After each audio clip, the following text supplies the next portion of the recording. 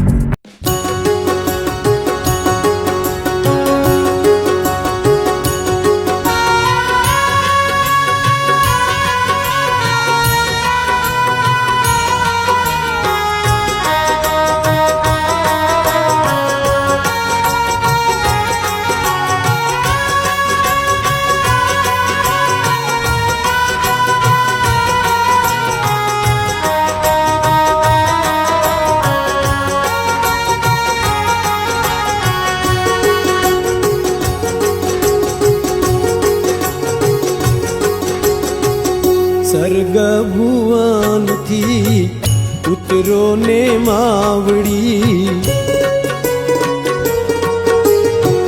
સ્વર્ગ ભુવનથી ઉતરો ને માવડી, આવ્યા નોરતાની રાતડી. હો આવ્યા નોરતાની રાતડી, રૂમઝુમતા રમવા નિસરો ને માવડી,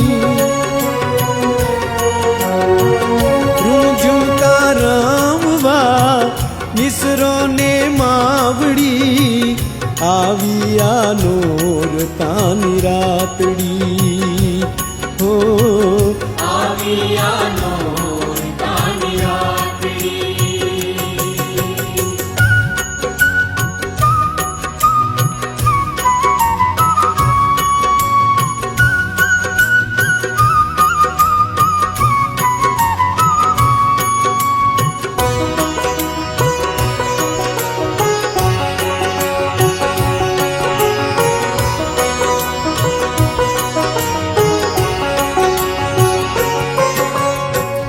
सूरज ने चांदलाना दीवा प्रगटाव्या, नभना लई तारला में मार्गे बिछाव्या.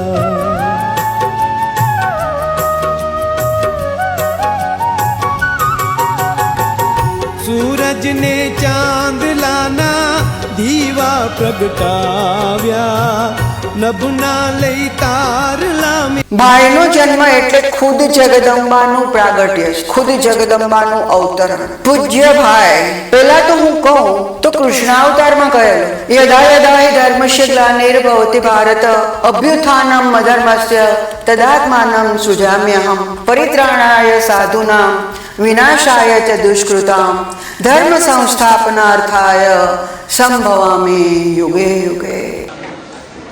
અગિયારમો પાઠ ઉત્સવ નિમિત્તે આપણે આજે બધા મળ્યા છે. તો આવતીકાલથી પાઠ ઉત્સવ 3 દિવસ ચાલુ થશે. યજ્ઞ છે અને તેમજ પ્રસાદની પણ વ્યવસ્થા રાખી છે. 3 દિવસ 3 ટાઈમ. તો ખાસ કરી આપણી આ દર વખતે મિટિંગ હોય છે અને આ મોટાભાગના જે કોઈ લોકો આવ્યા બધા સેવા આપવાવાળા છે. અને 3 દિવસ હાજર રહેતા જ હોય છે.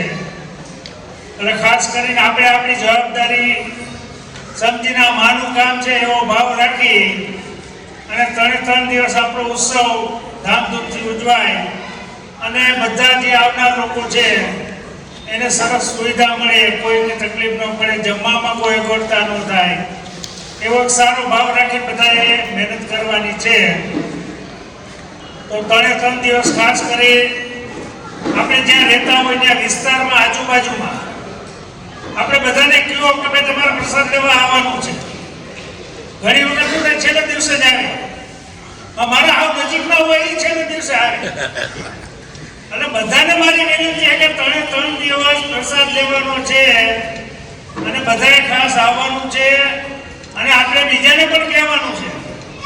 તમે કહેશો નહીં તો કોઈ હિંમત ન કરે કે ભાઈ આનો બધા પ્રસાદ લેવા જવાનું હોય તો બધા આવશે. અને આમાં બધાએ તમને કહેતો તમારા બધાનો ઉત્સવ છે એટલે આપણો ઉત્સવ છે એ રીતે આપણે નિમંત્રણ દેવાનું હોય. કેવું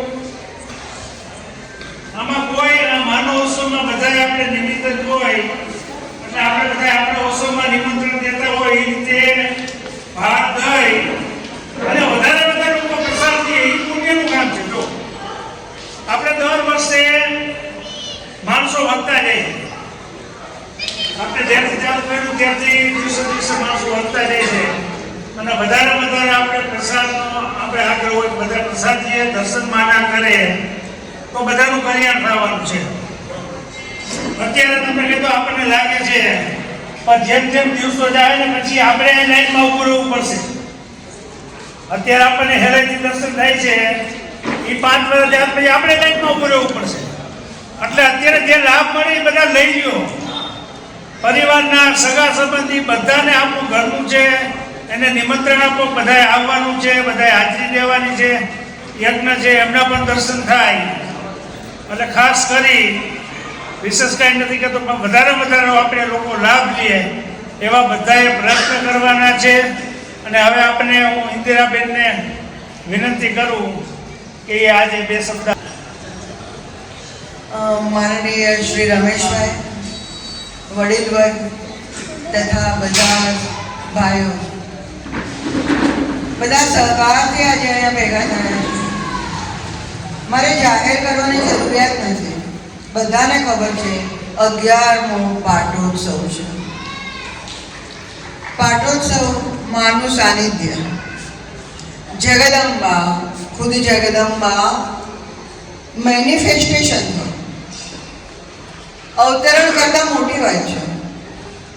રામનું અવતરણ, કૃષ્ણનું અવતરણ, પણ મેનિફેસ્ટેશન એટલે ખુદ જગદંબા આવી. રામ અને કૃષ્ણ એના સંતાન કહેવાય. માં ખુદ આવે છે, આપણને જોવા મળે છે, આપણને ગાઈડ કરે છે, આપણને સ્પર્શ આપે છે, આપણને સંવેદન આપે છે.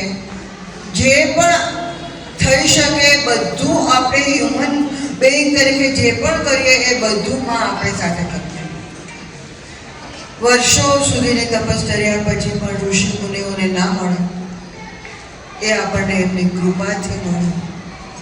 આપણે ઉપર ચડવાની જરૂર ના પડે, માં ખુદ નીચે આવે. પૂજ્ય ભાવે કહ્યું છે ઉત્સવના દિવસોમાં માં બહુ નજીક આવે છે.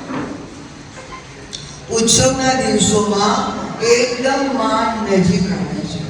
તો અત્યારે જો તમે માનસિક રીતે અનુભવશો તો એના વાઇબ્રેશન્સ તમને પિકઅપ કરશે મગજની અંદર કે ના રોજ તો હોય જ છે પણ રોજના દિવસો કરતાં આ હવે પાટોત્સવ આવ્યો, ઉત્સવના દિવસો આવ્યા તો તમને ફીલ થશે કે નહીં અહીંયા વાઇબ્રેશન્સ જોરદાર છે. આવશો તો એક શાતા મળશે, અંદરથી એક હૃદયની અંદર મા માટેની ઉર્મી જાગશે. નહીં કોઈ મને ગાઈડ કરી રહ્યું, મને કોઈ ખેંચાણ કરી રહ્યું છે, જે અદ્ભુત ખેંચાણ છે કે મારે અહીંયા જવું છે. જય રમાનાથ. જગદંબાના સાનિધ્યમાં ભાઈ શ્રી રમેશભાઈ બેનશ્રીએ હૃદય સ્પર્શી અને માને લગતી માં શું છે એની પાસે બાળક બનવાની બેનશ્રીએ વાત કરી. રમેશભાઈ ની વાત કરીએ તો એ માને સમર્પિત થયેલા વ્યક્તિ છે. કારણ કે ઘણા પ્રસંગોની અંદર મેં એના ઘણા 5-10 વર્ષથી હું એના સાનિધ્યમાં રમેશભાઈ થકી હું અહીં આવ્યો છું અને મને સાચો ખ્યાલ આવ્યો કે માં શું છે અને રમેશભાઈએ પણ એનું જીવન સમર્પિત બેનશ્રીએ જે વાત કરીને સમર્પિત થઈ જાવ એ રમેશભાઈ સમર્પિત થઈ ગયા છે. આવડા મોટા પ્રસંગની અંદર મને 2 પ્રસંગો યાદ રમેશભાઈના આવે છે કે જે કહ્યું સંસદની ટિકિટ ન મળી એટલે કે માની ઈચ્છા નહીં હોય, માની કૃપા હોય તો બધું પ્રાપ્ત થાય, એની ઈચ્છા નહીં હોય મને કંઈક બીજું કરવાનું હશે એવી એની મહાનતા જોઈ અને એને ઘીરે પોતાને ટિકિટ ન મળી અને એને ઘીરે બીજાના ટિકિટ મળી અને ઘીરે પોતાને ત્યાં પોતે ફટાકિયા પડ્યા અને આનંદ ઉત્સવ મહિનો આવો મહામાનંદ પણ હોય. બાકી જાજો કોઈ ત્યાં કોઈનું કઈ ખરાબ થયું ત્યાં તમે ફટાકીઓ તો ફોડજો, ખ્યાલ આવે. એટલે આ વ્યક્તિ શું છે એનો ખ્યાલ આપણને મળ્યો છે. દાદા નાથાળા દાદા અને રમામાં એને સ્વયં શક્તિના અવતારો બેનશ્રીએ વાત કરી છે અવતરણ થાય છે. આ તો ખુદ જગદંબા છે, તો ખુદ બ્રહ્માંડની અધિષ્ઠાત્રી માં છે જેનું સંચાલન સમગ્ર વિશ્વનું કરી રહી છે. આવા 14 બ્રહ્માંડ છે એ મણિદીપમાં બેઠેલી માં સંચાલન કરે છે. સમસ્ત બ્રહ્માંડની અંદર 14 સૂર્ય, 14 ચંદ્ર, 14 બ્રહ્માંડ છે, 14 લોક છે. એવા આ સમગ્ર સંચાલન કરનારી જગદંબા આપણને આ ગોંડલની અંદર આ માનવ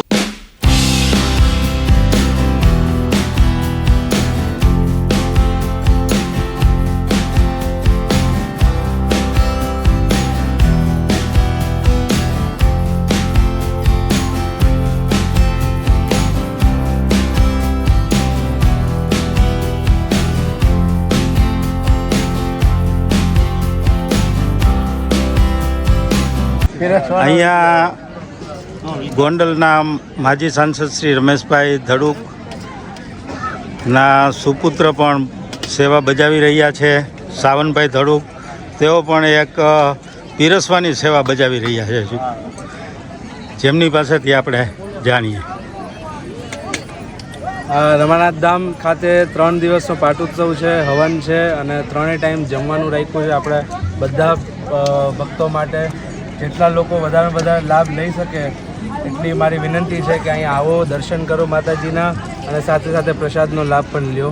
એટલે આ 3 દિવસ સવાર બપોર સાંજ જેટલા લોકોને આવવું હોય, જેટલા લોકોને લાભ લેવો હોય છૂટ છે. કોઈ અહીંયા રોકટોક નથી. બધાને આવીને જમવું હોય, પ્રસાદ લેવો હોય આવીને દિલથી લ્યો અને માના દર્શન કરી જાઓ.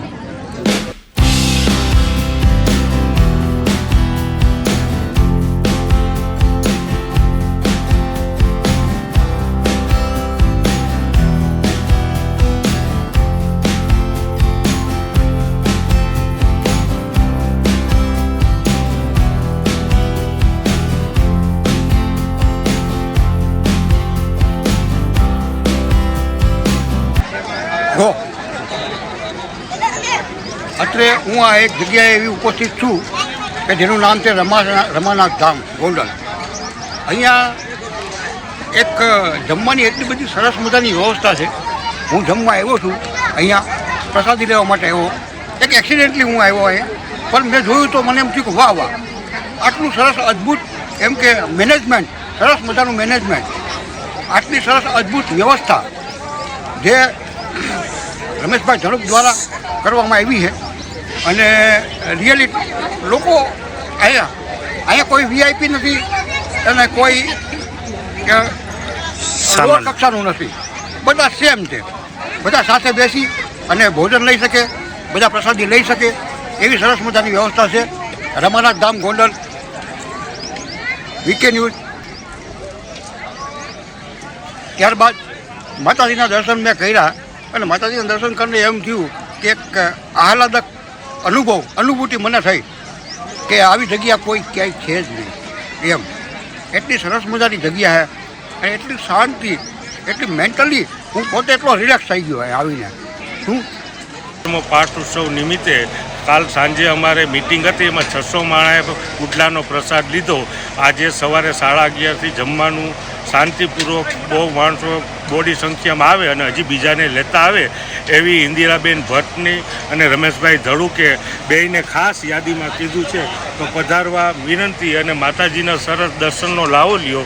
આવો લાભ તમને ગોંડલમાં બહુ સારો રમેશભાઈ અને ઇન્દિરાબેન આપે છે, તો જેથી કરીને આવી જાઓ. જય રમાનાથ, જય મા.